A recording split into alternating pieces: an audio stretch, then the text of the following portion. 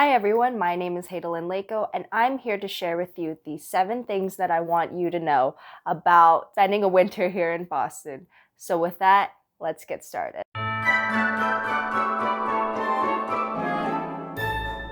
Snow days. I did not know snow days are like a big thing out here. I love snow days because that means I don't have to physically go into work. It does suck for people who still have to come in though, but I want to enjoy the snow days. I just want to take a moment of appreciation for them because in California, the equivalent of a snow day is a fire day. So I feel like having the reverse Uno version of that is kind of pretty awesome. I like it a lot. The thing I didn't learn about the snow is that snow consistency could kind of vary. So I was trying to do a snowball fight, but the snow was basically like sand. It was so soft. And when I'm walking around, it's just I basically sink in. Remember, I'm 5'1" and the snow is kind of high. So it goes basically to my calf because I am that short. And it's just walking on a cloud, the equivalent of that. But yet at the same time, I have to watch out for ice because if you're walking around and you slip on ice, that's not fun. You slip on your butt a good chunk of the time, or worse, you land on your hand or something. So just keep that in mind about snow days. So I wanted to show everyone literally the one winter coat that I have. This is the black, winter coat from Uniqlo. Please sponsor me one day, Uniqlo, please. I love you. Yeah, basically for the winter, either if you're moving or if you're visiting or if you already live here, you only really need one winter coat. I will tell you that because for me, when I'm walking around, I look like this. I'm not that big into fashion. I'm literally just the type of person who just throws on whatever is the most comfortable and what takes the least amount of time is decent so that I can head out the door. I don't really care too much what I look like.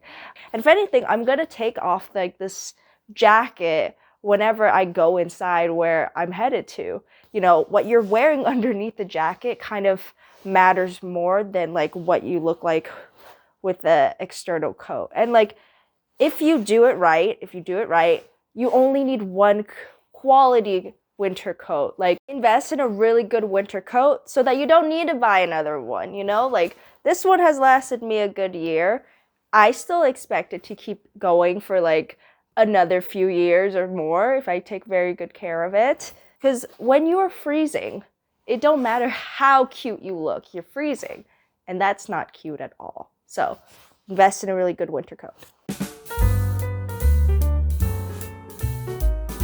Layers are crucial for someone who gets cold pretty easy, aka me.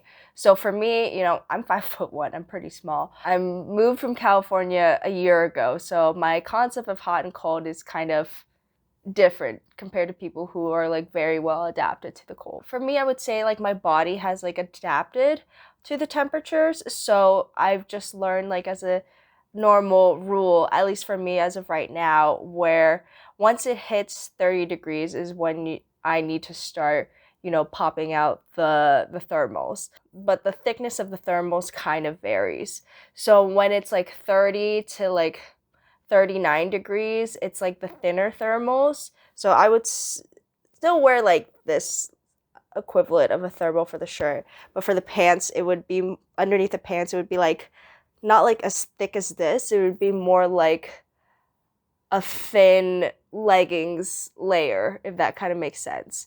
But once it hits below 30, then obviously, yes, this and then the same base layer. Just because for me, I get cold pretty quick. Or this, when you're looking out the window, it can deceive you. Just recall that there's also wind to take into account of. It can get pretty windy here. So that's why I would say a general rule is it's better to have more layers prepared than to have not enough. Also, having more layers, you can take them off, and whenever you go to work or somewhere, there's a good chance that wherever you're going is heated if it's an indoor setting. So you can always take those off. But if you're cold, you don't have enough layers, you're kind of screwed. So just a general point to make. Alrighty, storm safety is a very big thing to just keep in mind. Just yesterday, there was a very large blizzard that just kept going on all day. And, you know, this is my first time having to experience a blizzard as far as I can remember. And, you know, every news outlet was pretty much saying, you know, don't be outside if you don't need to, you know, pack up on supplies. And I really think it's important to keep these messages in mind. I know it's kind of tempting to kind of be outside, but the winds are so powerful. Like they were howling from so early in the morning to late at night, and the snow was very like powdery, so it could like whack you in the face if you were outside. And then I would see people who are driving, they're having so much difficulty because it's just you can't even see what's like in front of you, so you have to go even slower and you have to be more cautious about the people around you. So I would recommend, you know, if you hear that a storm is coming up, whether it be like winter, tropical, yada yada, definitely make sure you have enough supplies to last you. Where I'm at in Boston, I'm like in the main part where, you know, blackouts don't happen like too often. And, you know, I'm close to like any like grocery outlets if need be. But for me, like I just prefer whenever I hear that like, you know, early notice about a storm happening, it's good to have like your medical supplies, your food, water, backup, like, you know, just batteries or anything like that, to have those on hand and ready before like the panic buying happens, because you just don't want to be there during the panic buying hours, just because it makes getting what you need even harder and things are like out of stock faster. So I would recommend get what you need early and just don't be outside when you don't physically need to, because it's a hazard to your health and to the people around you. So just keep that in mind. In terms of winter, it could get very dry. You know, I talk about this in my first ever like Boston video. I'm gonna put the link up ahead here. Yeah, lotion is your friend if you have very sensitive skin like me. Like I have to put lotion very often just because there was an instance where my skin cracked open. So that's not fun, and that's not fun recovering. So those 3 brands of lotions I have, I use those pretty often.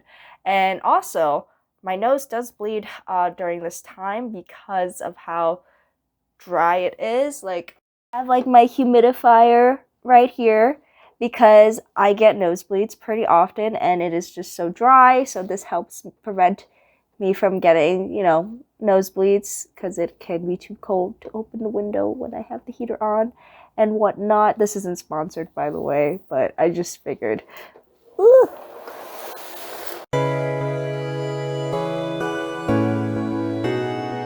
If you're thinking about moving to Boston, the winter season is actually a really great time just because it's less competitive. So that means, you know, not a lot of people are moving during this time. Like I would say after the New Year's is when prices kind of like drop down a bit until like it picks up again, like maybe closer to like April or May. I moved literally the day after Christmas, and that is a very good deal that I got for my place. More places are open to negotiation just because they know not a lot of people are going to be moving during this time frame and they want someone to fill in the spot pretty quickly. So if you want to negotiate for a different price or like a lease contract, like however you want it, and like start dates of like when you're moving in. Just be careful like when you're thinking about moving, just because a lot of places, like especially in Boston, I don't know why in Boston, like it's very broker based, where if you're looking at an apartment, if you choose it, you know, they'll be like, okay, we need your first and last month's deposit, security deposit, and then a broker's fee that's equivalent to about a month, which obviously it's a lot of an upfront cost. So just keep that in mind. I would suggest not looking like any more than 2 months in advance, just because it's kind of hard to anticipate like a lot of places. And especially like you need some time to research like what areas like you want to focus in on, just and like in relation to like wherever like you need to be. I know whenever I talk to people and they find out that like I'm living in Boston, they tend to like ask me like, "Oh, how are the winters? You know, does it snow every day?" and all of that, you know. And I don't know where this came from, but like a lot of people just tend to believe that like it snows all the time during the winter. I know that like when it snows, it can be pretty bad, but like a good chunk of the time, your temperature range can be from like 9 degrees to maybe like 40. So you could actually end up alternating between like your fall attire and your winter attire, you know, depending on the situation, just because like it's not always snowing all the time, but that doesn't mean like it's not cold. You know, like when I went to work a couple days ago, I was walking in like 9-degree weather. It wasn't snowing at all, but it was still like freezing cold.